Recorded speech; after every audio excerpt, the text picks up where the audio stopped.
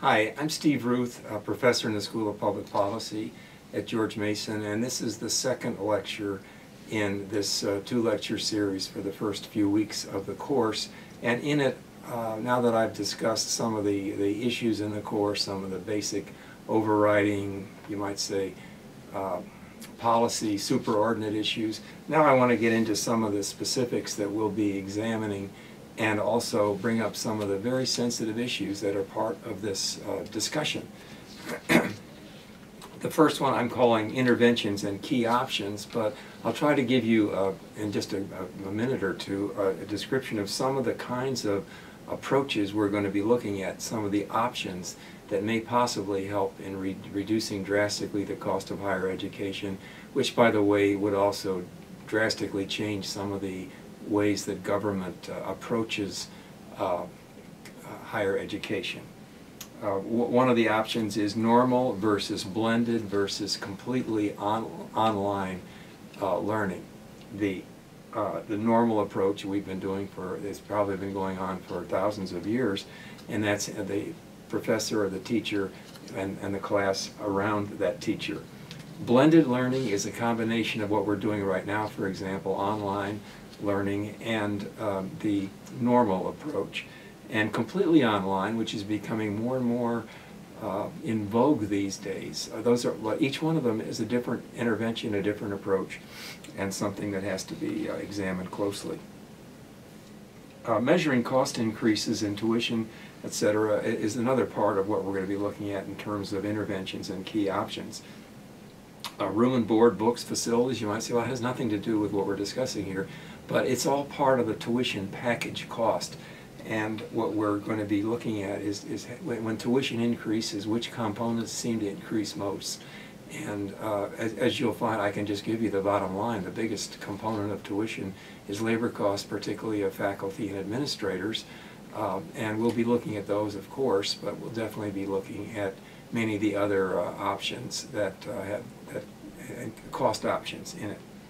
And then we'll be looking at solutions. What are some of the possible solutions? Well, I mentioned course redesign. There's a group called the National Center for Academic Transformation, which claims to be able to reduce costs by as much as $5 or $10 billion a year.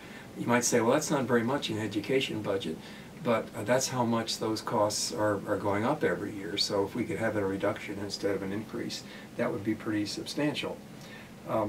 Another approach is what free MOOCs, that's massive open online courses for free. Almost all of them are now. There's thousands of them and they're all free, but eventually they're not going to be free because they'll be offered for credit, so that's another option, the for-credit MOOCs. Another one is the $1,000 degree, which Bill Gates has talked about. Although he's very conscious of the fact that employers don't recognize that kind of learning yet, competency-based learning, that he feels that there's no reason why a college experience should cost any more than, say, a couple of $1,000s instead of 100 times that, or certainly 50 times that. So that is a very interesting issue that we're going to be examining. The $10,000 degree program that Governor Perry suggested the Texas legislature aim for, and they actually have a couple of them going on in that state right now. The for-profit degree programs, we'll be looking at those. They've been taking a lot of hits lately in terms of the press, but they're certainly a significant factor. And the not-for-profit, which is like George Mason University, for example, this course is a not-for-profit university course that's being offered.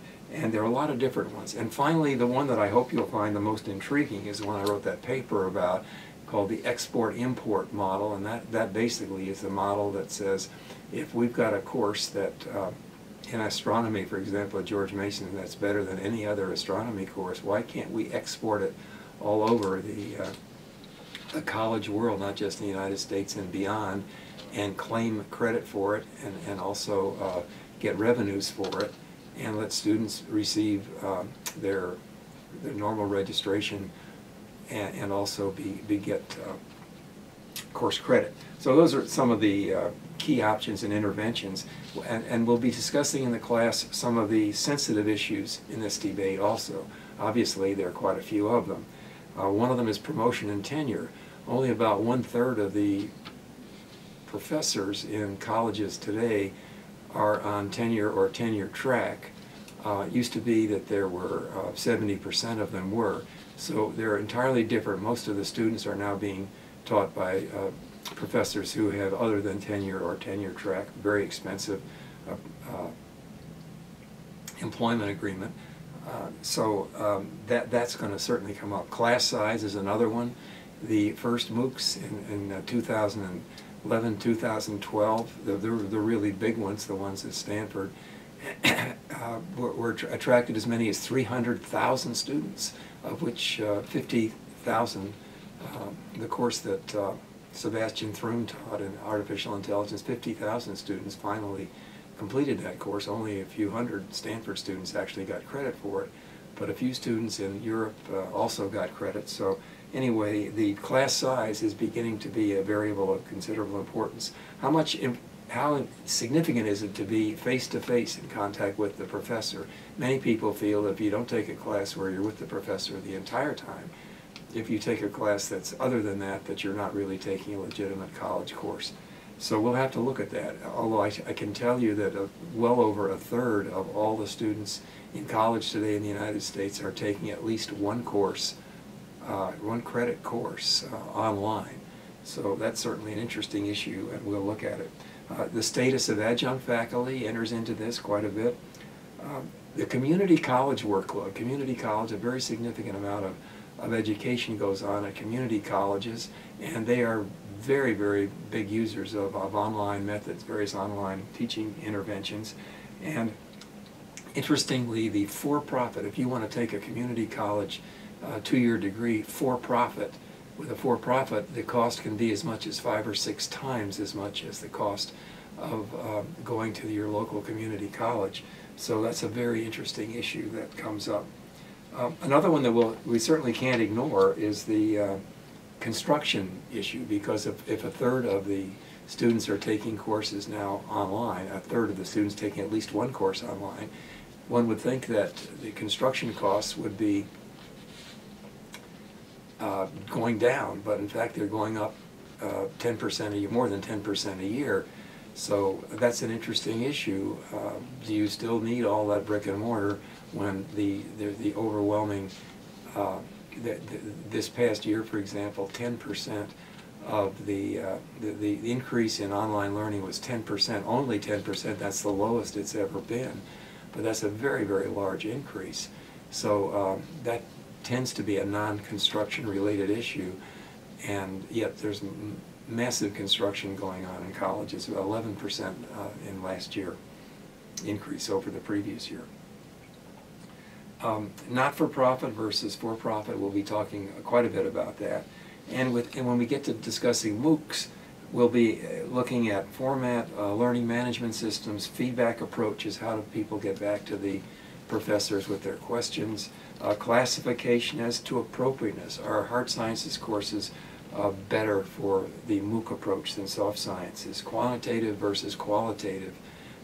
If a course is about economics or sociology, let's say sociology, for example, is that a little bit tougher to do online than, say, artificial intelligence or computer science? How do you do the exams? Do you need texts when there's so many online materials? Security, how is course security maintained? And what about remuneration? Should that professor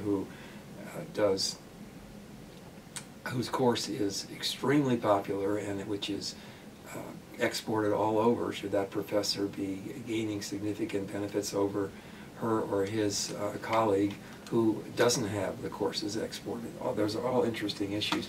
And of course the overriding issue that goes with it that I've mentioned several times is the one that Bill Gates has brought up, questioning the role of the university as a place, not dismissing the idea of the university being a physical location, but simply saying that there's more to it than that now, and it's possible that as a center for learning, a university is far more than a place, but you might say it's a hub in the context of a computer hub. So those are all some of the issues that we'll be examining and coming across. And finally, in this presentation, I want to talk about the portfolios, how those portfolios are going to work. Each student, well, I haven't quite figured it out yet because the course hasn't started. I'm dictating this before the course starts.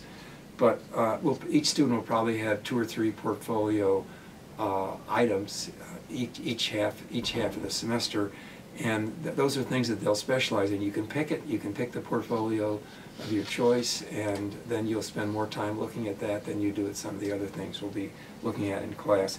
I've been using this portfolio approach for a long time, and it seems to be very successful with students.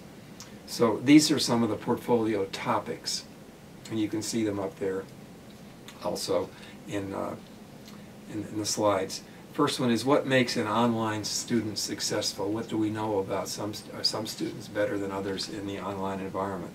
Another one is the one I mentioned earlier, the higher education value proposition. Is it still a really good deal to have a college degree?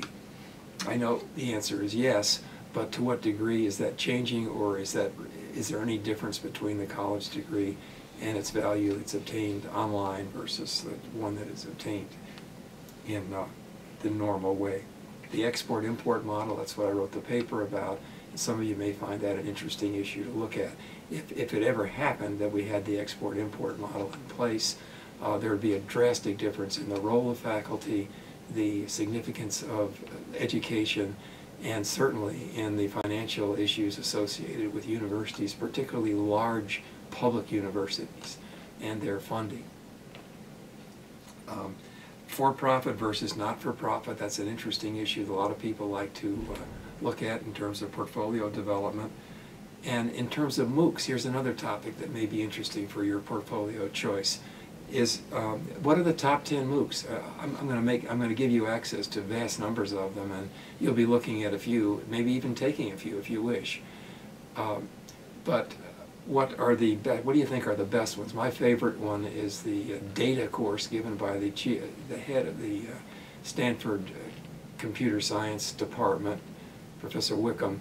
Her course is absolutely wonderful, and I'll give you access to that. In fact, it's on the syllabus. So another one of these portfolio items is picking your MOOCs. And I'll just give you 3 more here. One of them is research approaches to evaluate distance learning. There is a vast literature out there, and a very legitimate database literature on distance learning approaches, and I'll link you to that literature, and some of you may, for your portfolio, want to look into that, what they're finding, what sort of issues they're exploring, and what you feel is the bottom line. There's a study that's done every year. It's a very significant study. It's done by Babson University, and it actually interviews 2,500 academic administrators, gets their views on particularly on distance learning and the role of distance learning, and now the role of MOOCs. And the latest one of those is out. I'm making it part of the course package, and you may want to spend some time on that one as part of your portfolio. Globalization in distance learning. We're not the largest distance learning user by far. China is, and you may want to find out more about how distance learning is applied in other countries. And there's also one I have here called Distance Learning Statistics. It may be that you'll find yourself interested in going into any of those. So the portfolio is basically a couple of areas each semester, each 7 or 8 weeks of the course, the first and the second, that you find yourself interested in to the point where you spend more time with those, and then you develop a little portfolio description when it's all over. So what I've discussed in this second lecture is a little bit more of the specifics of the course and some of the key bottom line issues, and also some of the hot issues in the future, and also the ones that you may want to select.